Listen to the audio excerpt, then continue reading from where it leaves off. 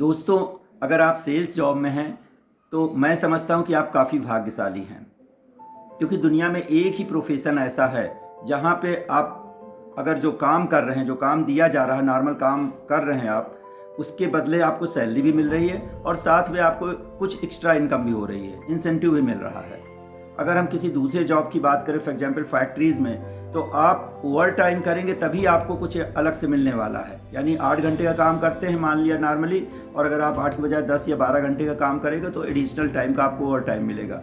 Office में अगर आप एक्स्ट्रा काम करते हैं, एक्स्ट्रा आवर्स देते हैं, तो हो सकता है आपको लंच का पैकेट या डिनर का पैकेट मिल जाए। बट सेल्स एक ऐसा जॉब है जहाँ पे सेम जो रिक्वायर्ड एक्सपेक्टेड जॉब आपको करने के लिए आपको सैलरी के साथ साथ अलग से कुछ पैसे मिलते हैं।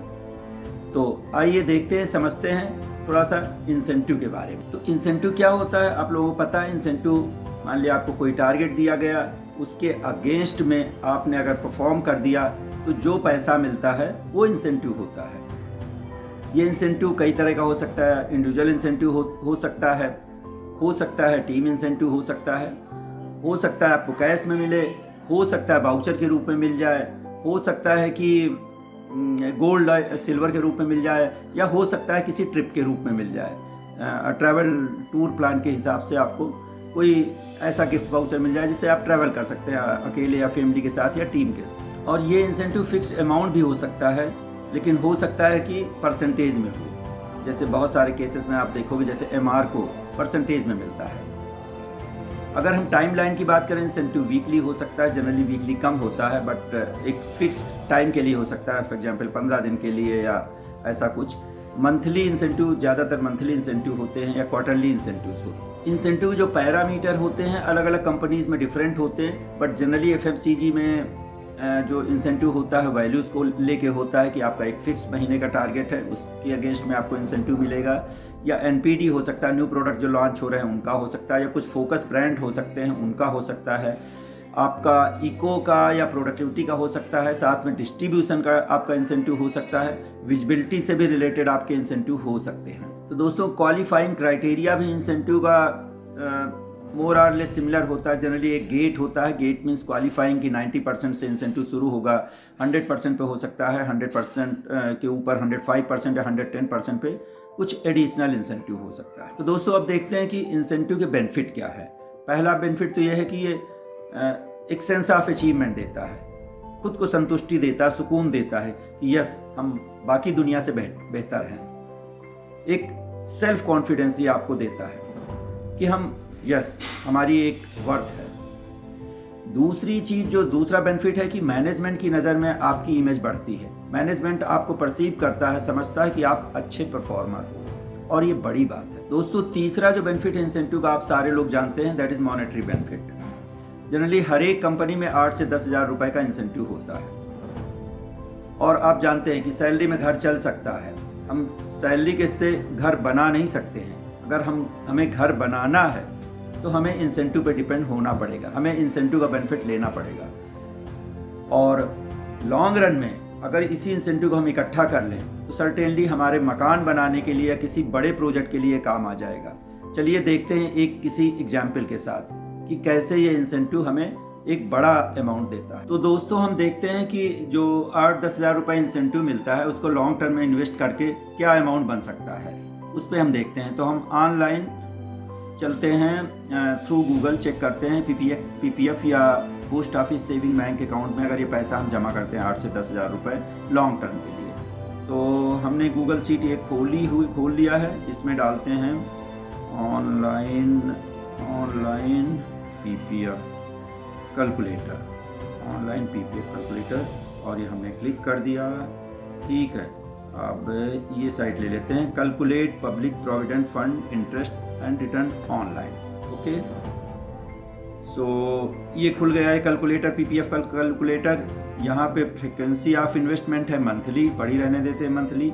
अमाउंट मंथली डिपॉजिट जो है वो 10 हज़ार है, थोड़ा ज़्यादा लग रहा है, हम इसको 8 हज़ार कर लेते हैं।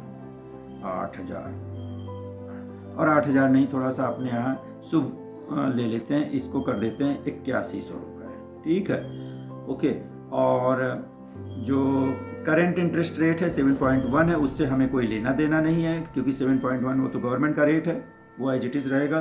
साल हम कितने ले लेते हैं, 45 साल ज़्यादा, 50 साल ज़्यादा होगा, 45 भी ज़्यादा। अगर 25 साल हम नौकरी करते हैं, 25 साल में ज्वाइन करते हैं तो 55 साल यानी 30 साल का, 30 साल का हम ले लेते हैं यहाँ पे।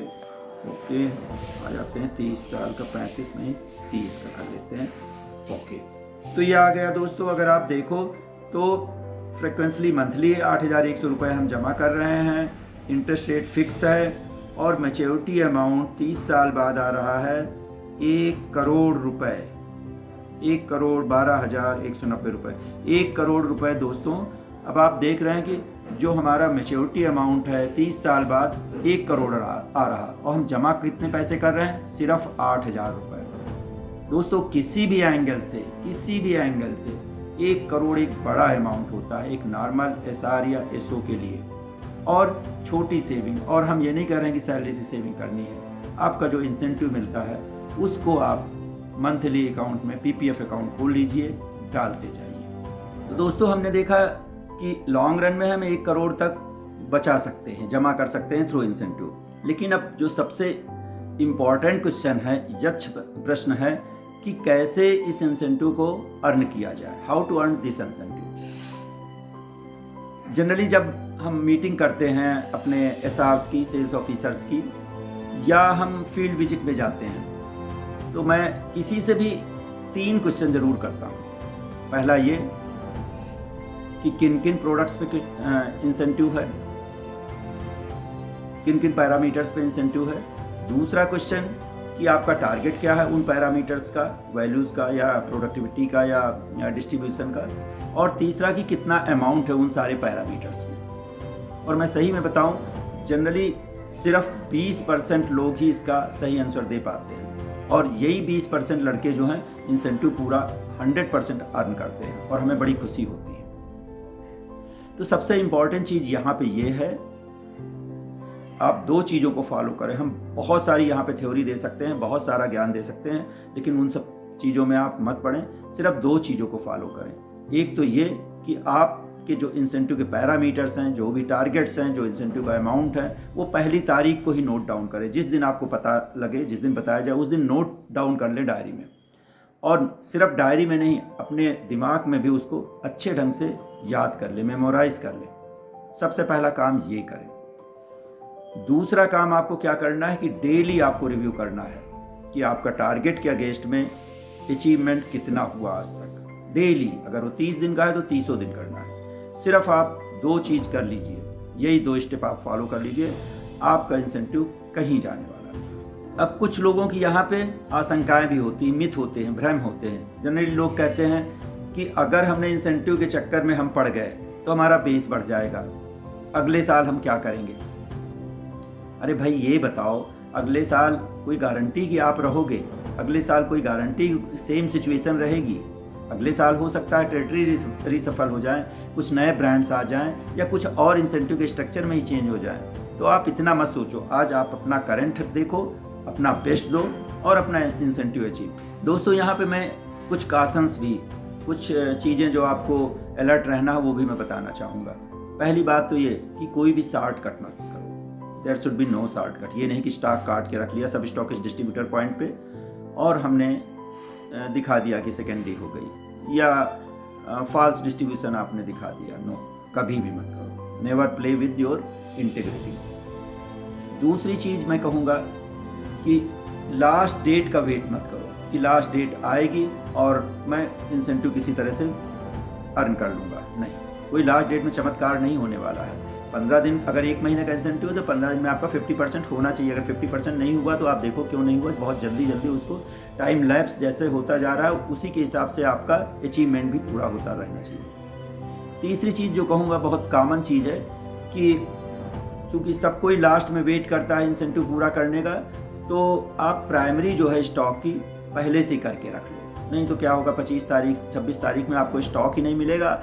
आप कर भी सकते हो, फिर भी आप नहीं कर पाओगे due to non availability of stock. तो स्टॉक आप सफिशिएंट इकट्ठा करके पहले ही रख लो, सेकेंड वीक तक भी। दोस्तों यहाँ पे मेरा यही कहना है कि आप अपने जॉब में इंसेंटिव को नंबर 1 प्रायोरिटी दें। कंपनी भी आपसे खुश रहेगी और आप भी खुश रहेंगे। और फिर से मैं वही कहूँगा कि घर चलाइए सैलरी से और इंसेंटिव से अपना घर बनाइए। दोस्तों, ये वीडियो पसंद आया हो तो आप ज़रूर सब्सक्राइब करिए और अपने दोस्तों को शेयर करिए। अगले हफ्ते फिर किसी इंटरेस्टिंग टॉपिक के साथ मिलेंगे। Till then, goodbye, take care.